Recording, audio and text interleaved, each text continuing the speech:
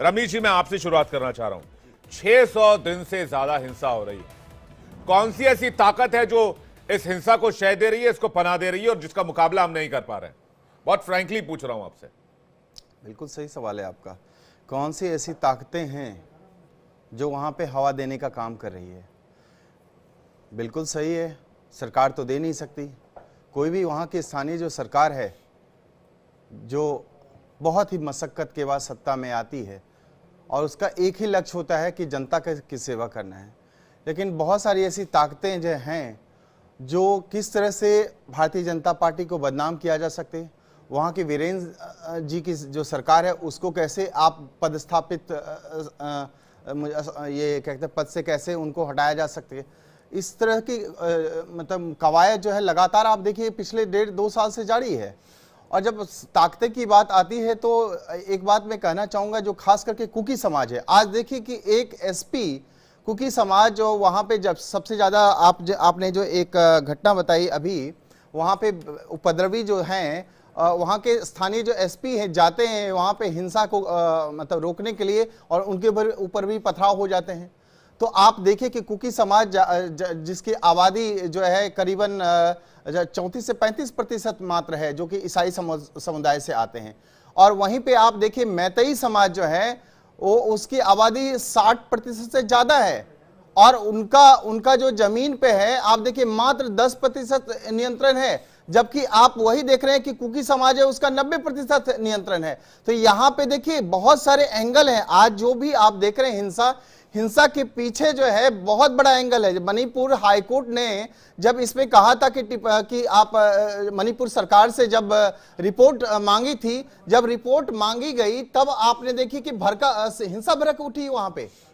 आखिर इस तरह की चीजें क्यों होती है? और ये सारे जो है बांग्लादेशी घुसपैठी की बात करें चाहे रोहिंग्या की बात करें, वो सब भी इसके पीछे लगे हुए हैं। और यहाँ पे जॉर्ज सोरोस जो है उनकी भी फंडिंग यहाँ पे होती है कि कैसे सरकार को बदनाम किया जा सके और खास करके जो मैतेई समाज है उसको कैसे तोड़ा जा सके। इसका मतलब यह है कि राज्य सरकार असक्षम है इसको कंट्रोल करने में। राज्य सरकार और केंद्र सरकार के पास गिनाने के लिए सिर्फ ये गिनतियां हैं जो आप गिना रहे हैं, इसके अलावा आप कुछ नहीं कर सकते। आपने हथियार डाल दिए, सिंपल। चाहे वो विदेशी ताकत हो, चाहे वो XYZ कोई भी ताकत हो, हम यहाँ ये सुनने के लिए नहीं बैठे। हमारा एक राज्य चल रहा है, हम ये चाहते हैं वहां पर एक्शन होना चाहिए। समुदाय कोई भी हो, समुदाय कोई भी हो, गोली चलाने वाला टेररिस्ट होता है, आतंकवादी होता है, समुदाय को भी हो। बिल्कुल सही। मैं इस बात से इत्तेफाक नहीं रखता हूं कि वो समुदाय हमला कर रहा है और वो समुदाय हमला कर रहा है। सीआरपीएफ ने जो बंदूक उठाएगा वो टेररिस्ट है। क्यों नहीं कंट्रोल कर पा रहे हैं आप लोग? कंट्रोल नहीं कर पाए तो कंट्रोल आप देखिए ना कि कैसे नियंत्रण में आया है मणिपुर क्या नियंत्रण में? क्या नियंत्रण में? मई 2023 से अक्टूबर 2023 तक 408 गोलीबारी की घटनाएं हुई। नवंबर 2023 से 2024 तक 345 गोलीबारी की घटनाएं हुई। इसको आप कंट्रोल करेंगे? ठीक है, आपने रख लिया। अब मैं बता देता हूं 2004 से 2013 के बीच में कितनी घटनाएं हुई थी आप ये बताइए। 772 से ज्यादा लोग मारे गए थे। इसके बाद फिर 4861 2004 से 2013 तक किसकी सरकार थी? 2004 से 13 की 2004 से 2013 तक किसकी सरकार थी केंद्र में? आप बताइए किसकी सरकार थी? मनमोहन सिंह की सरकार थी। हाँ, यूपीए की सरकार थी।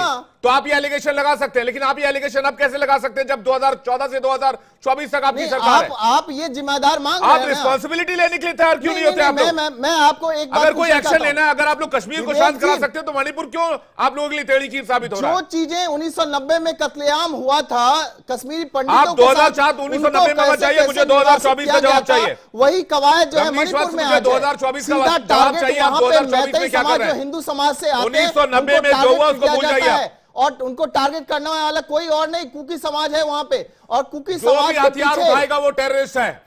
कुकी समाज चाहे वो नक्सली हो चाहे वो आतंकवादी हो। आप मानते आपने नक्सलियों को मारा कि नहीं मारा? आपने नक्सलियों को मारा ना? मानते हैं कुकी आपने हथियार उठाया? वहां पर जो लोग हथियार उठा रहे हैं उनको कंट्रोल करने में क्या इश्यू आ रहा है आपको? आप मानते हैं कुकी समाज में नक्सली है? मैं हथियार उठाने वालों की बात कर रहा हूं। तो वो कुकी समाज कंट्रोल कीजिए ना। फिर कंट्रोल कौन करेगा? चाइना कंट्रोल करेगा। समाज चाइना कंट्रोल करेगा। चाइना कंट्रोल करेगा। म्यांमार कंट्रोल करेगा। हथियार उठा रहा है तो कंट्रोल कौन करेगा? कंट्रोल वहां की सरकार कर रही है। कांग्रेस कंट्रोल करेगी। कंट्रोल करने के लिए तो गई थी एसपी, तो वहां पे शांति बहाल करने के लिए तो गई थी, रोना किस बात का? डायलॉग करने के लिए तो गई थी, सरकार है। लेकिन वहां पे पत्थरबाजी शुरू हो जाती है। आप देखिए एसपी को ही घायल कर दिया गया। तो कोचर जी के पास जा रहा हूं। रमनीश ये जवाब नहीं, कोचर जी के पास जा रहा हूं मैं। बातचीत करने बातचीत के लिए करने की कोई आवश्यकता माध्यम क्या होना है? चाहिए। आप इतने आप लाचार हैं, आप बातचीत बातचीत करने बातचीत करते रहेंगे और लोग मरते रहेंगे। लाचार बिल्कुल नहीं है, लेकिन फिर उपद्रवी तत्व है। सीआरपीएफ ने जब अभी 8 उपद्रवी तत्व को अब जब पकड़ा था, आप देखिए उसको मारा गया था, उसके बाद सब के सब देखिए कुकी समाज ने फिर से हिंसा भड़का दी। तो ये मेरा कहना है कि आग जो सुलगाने वाले हैं, क्या मेजर उसको सरकार जनरल कंट्रोल रिटायर्ड ना करे? राजन कोचर जी के पास जा रहा हूं। कोचर सर, जय हिंद।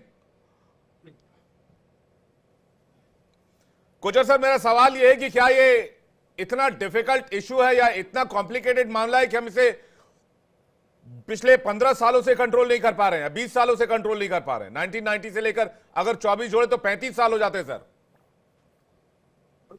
देखिए, ऐसी कोई प्रॉब्लम नहीं है जिसको सॉल्व नहीं किया जा सकता। अगर आप बैठ के बातचीत करेंगे।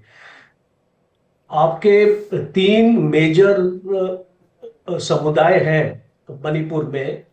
मैतीज है या कुकीज है और नागाज है। और तीनों के बीच में अगर आप हिस्ट्री में जाएंगे मणिपुर की, तो मैतीज और कुकीज के बीच में कभी भी कोई विवाद नहीं था पहले। इसको नागाज और कुकीज के बीच में विवाद हुए हैं इस कुछ साल पहले, और काफी सालों तक चले थे। और उसमें भी काफी हिंसा हुई थी, वायलेंस हुआ था, लोग मारे गए थे।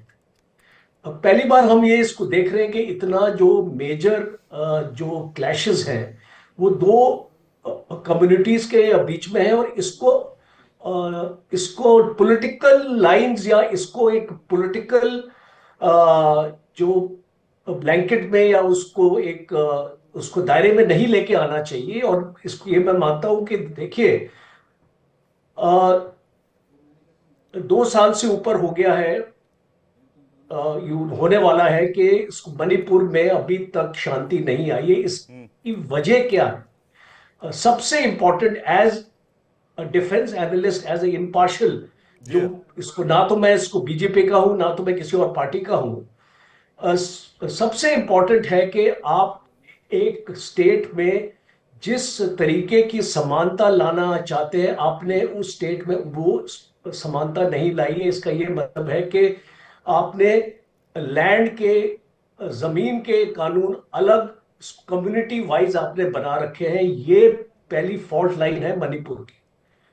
मणिपुर में जितने लोग रहते हैं, जितने भी इसको वासी हैं वहां के, उनको आजादी होनी चाहिए, कहीं पर भी जमीन अपना ले सके, बिकॉज वो एक डोमिसाइल है उस स्टेट की। दूसरी इंपॉर्टेंट चीज आ जाती है कि जो आप जो जैसे आप इलेक्शंस में आप इसको बात करते हैं, और आपकी कॉन्स्टिट्यूएंसी है और आपकी असेंबली, आपकी सीट्स हैं, तो आपकी 60 सीट्स में से 40 सीट्स आपने इसको मैती एरियाज में अपने क्यों रखी हुई है, और कुकी एरियाज में आपने 20 सीट्स क्यों रखी हुई है?